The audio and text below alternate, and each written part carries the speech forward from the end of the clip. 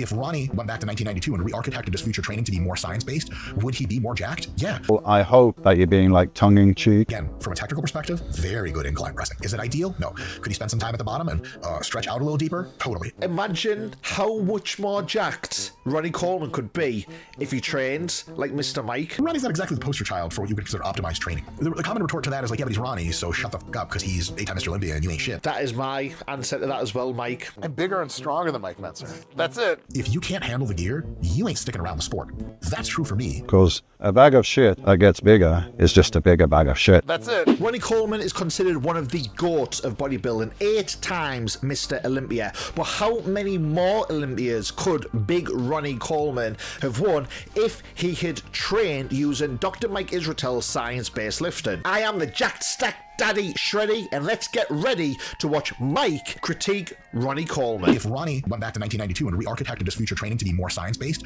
would he be more jacked? Yeah. Could Ronnie be more jacked if he was training with the RP app? Imagine how many more Sandows Ronnie Coleman could have won if he trained with the RP app. What an absolute load of bullshit that Mike is talking here. We've already had him telling Dorian Yates to train more. We're now listening to Dr. Mike telling Ronnie Coleman to change his training to Mike's scientific-based training to get even more jacked. Ridiculous. Absolutely ridiculous. I already know what he's going to say in this part. Wait! No! No! That's so funny because it shows how many times must Mike have watched this video. That is impressive. I am legit impressed by how much he's just being able to perfect mime that. We all have those TV shows or movies that we can recite either word for word, the full thing, or definitely parts of it. Star Wars is a big one for me. What is something that you have perfected? Let me know down below. Should he have cut his depth like he did so that it's not super all the way down for that deep stretch? For muscle growth? Absolutely not.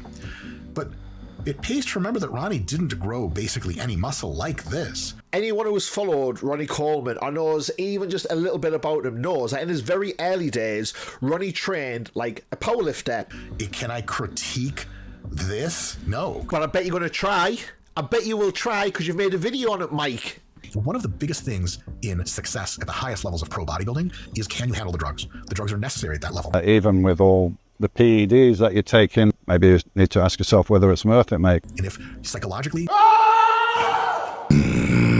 physiologically, I'm bigger and stronger than Mike Metzer. That's it. Yeah. So all of a sudden, that changes the game. Or health-wise, you have a high probability of kidney failure later in your life and losing your limbs and your vision and all that good stuff that comes with that. If you can't handle the gear, you ain't sticking around the sport. That's true for me. Mike, listen to your own advice. One of the things that Ronnie did incredibly well is he pushed his sets hard. That a huge fraction of the top pro bodybuilders of all time actually weren't really trying that hard in training. Like, there's a lot of videos of various folks training and you're like, can't tell if they're warming up or if it's a work set. Isn't it ironic that Mike's talking about this? Do you know that song? Isn't it ironic? That's what we should be playing right here, but for copyright issues, we won't be playing it. But that's exactly what Mike is saying. Mike is very good at critiquing the faults.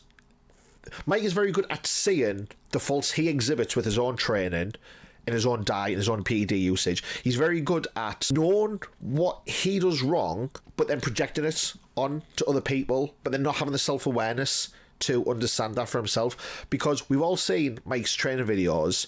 Very rarely does it look like he's training hard. The speed of his reps does not change. The form of his reps does not change. He might want us to believe, he might believe himself he's training hard, but for the amount of drugs he's taken, or that he claims he takes, for the physique that he's got, for the amount of time and the duration he's dedicated his life to bodybuilding, it just doesn't add up. Even with shitty genetics, which he obviously has, it just does not add up. Before we get into this crap about RIR and technique and range of motion and loaded partials and all this stuff, you have to have the core understanding of, like, I'm here to try. And Ronnie had that every single day. I like that, and I wish that Mike preached this more in his videos, because before we get into all of the complicated stuff, all of the complicated crap, as he just put it, You just need to be able to try. You need to have the work ethic, and you need to try. And that's literally 90+% of building muscle. But that doesn't sound interesting. That doesn't sound fun. That doesn't sound exciting. You can't really sell that in a package or a PDF or an ebook or a training system. You can't really build a career of just giving basic advice like that, despite the fact that that's all it is. All you need to do to build muscle, when it comes to the training aspect of it, diet's a little bit different. For the training aspect, you just go to the gym and just bust your balls, just train hard and be consistent with what you're doing. Yes, you need to have an understanding of your correct form. You need the basics, right? You need to have an idea of a workout plan and a routine. There's loads of different ones you can have. There's not one best way to do things. The most important thing is just pick something that looks logical, pick something that's tried and tested, and just go in and just actually put some effort into it and try. Bust your balls and be patient, be consistent, and do it for a month, then 3 months, then 3 years, then 33 years, and see what you can achieve without having to go into the complexities of RIR and an MRV and an STD. Just forget about it, Mike. Or shape of cock. Look nice, yeah? And you'll hear from lots of people, usually medium-sized people consulting small people. Pot, kettle, black. That self-awareness thing I was just talking about, exactly here. There are various muscles on your body, your traps, your back, your hamstrings, your glutes, your quads, and a few more, that require such high reps with such heavy weight to stimulate maximally that your grip can no longer keep up. So what Mike is saying here, again, for the absurdity that Mike Isratel has become, he does have some good advice mixed in with all of his nonsense. I'm bigger and stronger than Mike Menser. That's it. Yeah. So all of a sudden, that changes the game. I'm more educated than Mike Menser. I know more things than Mike Menser. And what he's saying here, I 100% agree with that. When we are lifting for hypertrophy, we are lifting to exhaust the muscle. If we're doing a back workout, your grip is going to give up way before your back does. So if our grip is the first thing to go when we're doing a deadlift, a row, a lat pull down, our back isn't going to be getting stimulated to the level that we need because our grip is a limiting factor in that. So what can we do to make sure that our back is the muscle that we're exhausting? We're going to use some straps. A high degree. You need to bring that muscle very close to its failure point. 3, 2, 1, 0 reps in reserve. Something like that. Again, I'm going to agree with Mike here, but with a caveat that the whole RIR thing, yeah, do you need to push every single set to failure to grow muscle? No, but it is probably the most optimal thing to do. The more intense that you're training, the less total volume that you need to do. If you want to train a little bit lighter, if you just prefer that style of training, you're still going to get some results from that.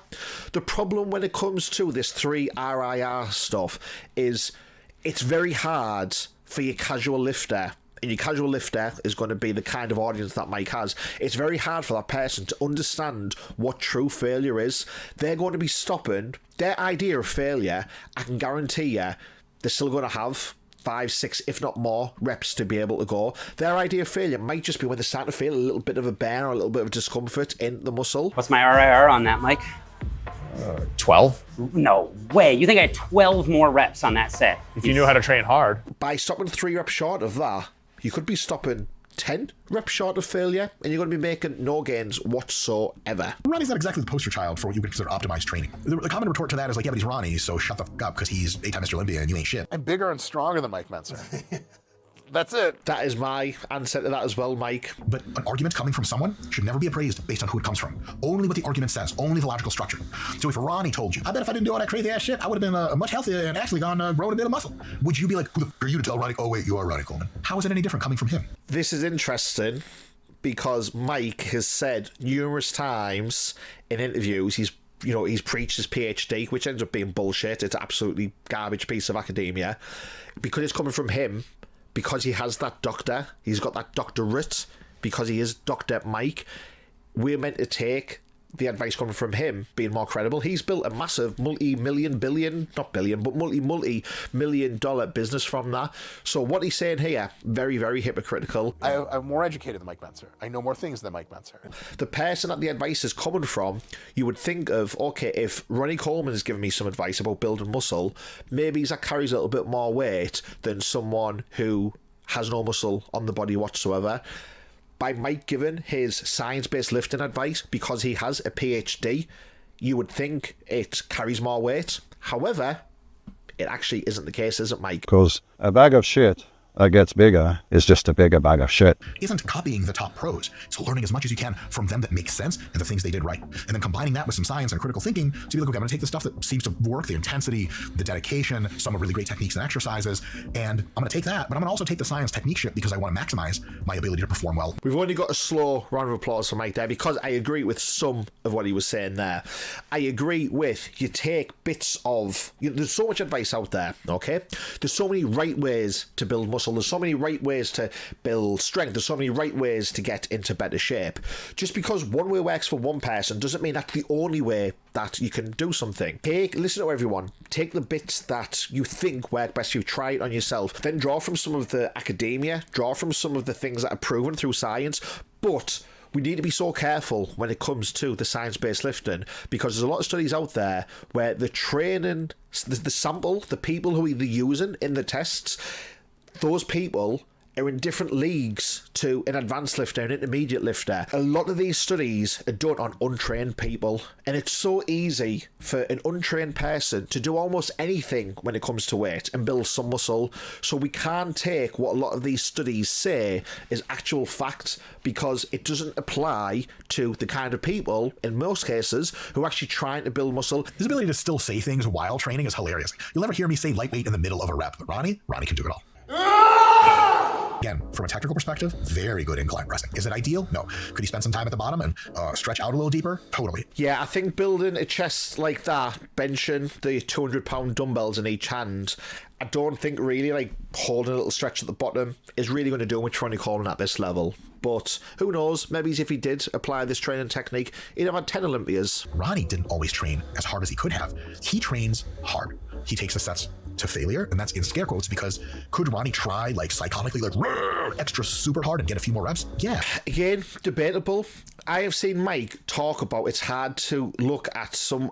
I have seen Mike tell Jeff Nippard it is impossible to observe and to guess or estimate how close someone is to failure by looking at them because it's not about external factors. What he's saying here is just because Ronnie Coleman isn't shouting, screaming, grunting, acting like a gym dickhead basically, he isn't training hard enough, which is ridiculous. We've seen the video of Mike doing the hamstring curls and he's screaming on every single rep. It's fake. It is just absolutely fake. I'm sure he made that video for people like me and other YouTubers to comment on to get him more fame and more virality because that's what we're all doing because we're all getting views from commenting on making videos and reaction, which is what I'm doing now to Mike's stuff, to the absurdity of Mike's stuff. I am convinced he is doing it to boost his own popularity because it's more views, it's more people talking about Mike. Go and watch this video to go and see Mike telling Dorian Yates he should have trained more to have an even better physique. If you like this video, hit the like button, subscribe. I've been the Jack Stack Daddy, Shreddy, and remember, this ain't no gimmick, it's a lifestyle.